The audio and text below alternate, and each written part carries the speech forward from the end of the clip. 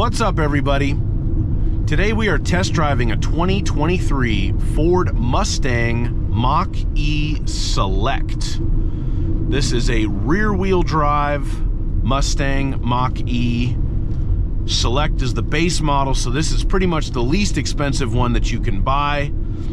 It's still a pretty nice car to drive. I like the ride. The handling is decent. It's funny, it's not overly fast, but then again, it is a base model Mustang, and base model Mustangs aren't overly fast. So it's kind of fitting in that regard. I currently have my drive mode set to engage, which is kind of like the standard drive mode. I could go down to whisper, or I could go up to unbridle. And the power is not bad. I had a brief demonstration ride in a Mach-E GT, actually indoors at the LA Auto Show last year, and of course that car was much faster, as it would be. But this isn't bad. There does... somehow the steering in this one feels slightly unnatural. It's like there's a disconnect. The steering feels too light for what the chassis does with the input. But other than that, let's switch it to whisper and see what this does. Seamless drive, calm and quiet. Smoother acceleration and steering. Best mode for slippery conditions. Oh, it is a little quieter. And it does feel a little slower, and it's giving me these funny... I don't know if it's showing up on the camera, but on the little screen where my speedometer is in front of me, it's giving me this calming wave effect and a nice blue light surrounding the 43 miles per hour that I'm doing on the speedometer. Whisper quiet. Everything is nice and calm in the Mustang Mach-E.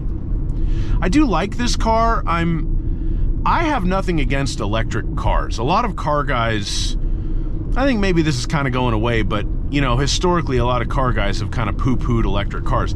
I have nothing against them. I think that there's a lot of cool things about them, and for a lot of people, it would be a great choice for a daily driver. I've never owned one myself, and although I know a bit about electric cars and actual living with one day to day, I'm a bit of a neophyte on that.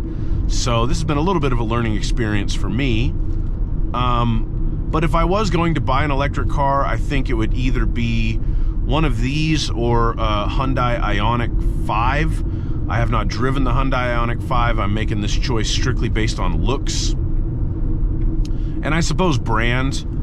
I have nothing really against Tesla personally. I just think the build quality on their cars is a little too hit or miss for me to actually want to spend the money on one. And their fans on the internet can be very annoying. So if that's you, you know who you are. We have some fine men and women of the Orange County Sheriff's Department doing something or other there. Thankfully, I was within the posted speed limit when I went by, as I almost always am. The ride, you can feel the road in this car. It's not punishing at all, but, you know, it does feel kind of Mustang-y. I had a Mustang GT for a little while, and I really loved that car. And yeah, I feel kind of what they were going for in this. It's Mustang-ish, but it's electric, and it looks good, and I like it. When it first came out, there were people on the internet complaining that it's not a real Mustang, it's got 4 doors, it's electric. It's not a Mustang. Look, the Mustang has changed so many times over the years of what it really is that... Would you really rather drive this or a Fox body from the 80s with the naturally aspirated 2.3 that had less than 100 horsepower, or a Mustang 2 from the 70s that was built on a Pinto chassis? Let's be serious. This is a nice car. It looks nice. They put a Mustang badge on it. It's all right. They keep telling us electric cars are the wave of the future. And someday, that might be true. When we build enough electric infrastructure, figure out a less environmentally damaging way to make the batteries, figuring out a less environmentally damaging way to recycle the batteries, and build more charging stations. And allegedly, we're going to do all that by 2030 in the state of California. I am not holding my breath. This is funny. I don't know that I really noticed much of a performance difference between Whisper and Engage. Now, Engage is a little quicker. Engage is the mid. Yeah, you can hear it more. It's ear horsepower. It's all fake sound coming through the speakers, but you can definitely hear it more. I just popped it back into Engage.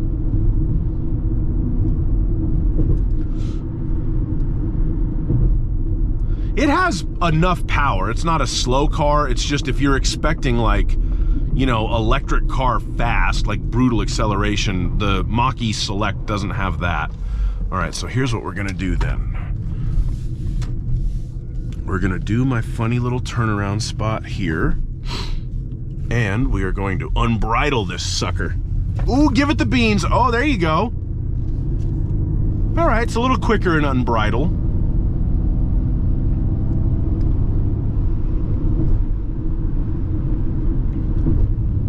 And it sounds better.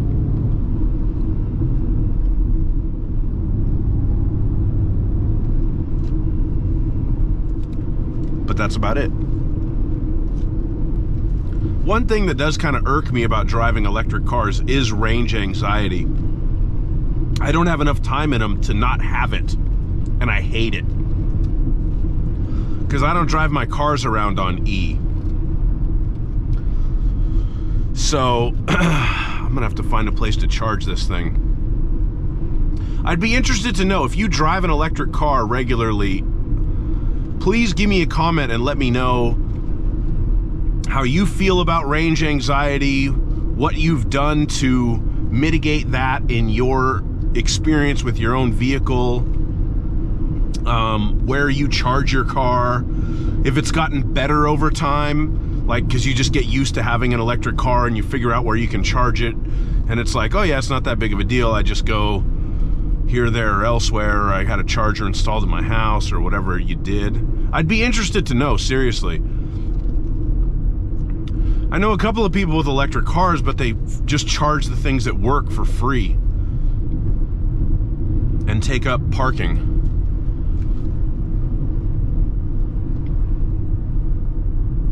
And I guess if you have that option, that's cool, but I don't know. I would like an electric car, but apparently not enough because I haven't bought one yet. I would also like a plug-in hybrid, but I feel like those are kind of going the way of the dodo bird, maybe, but who knows? Maybe they'll be around for longer. The handling is good on this car. You can feel that it's got a low center of gravity. All the batteries are mounted in the floor. And those physics do come through when you're driving it. And I do like the one pedal driving concept. Every time I drive an electric car with one pedal driving, it's like I gotta readjust to that car. Principal Skinner style, I make a game out of it.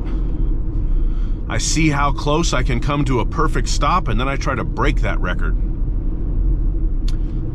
Let's shift it from engage to unbridle on the fly. Watch this.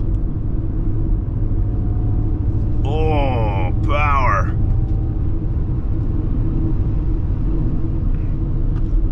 Yeah. It'll get you where you need to go, but it's not a hot rod.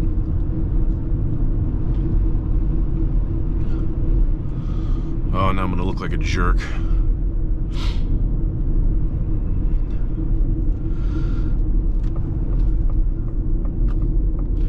Anyway, that's probably about all that I have to say about the drive on this car. It's a decent car to drive. Handling's good.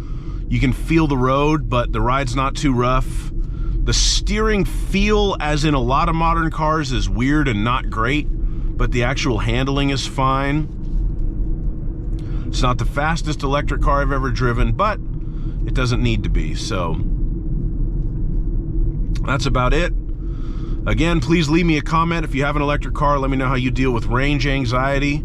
If you have anything else to say, feel free to leave a comment as well. Give me a like, give me a subscribe, give me some money.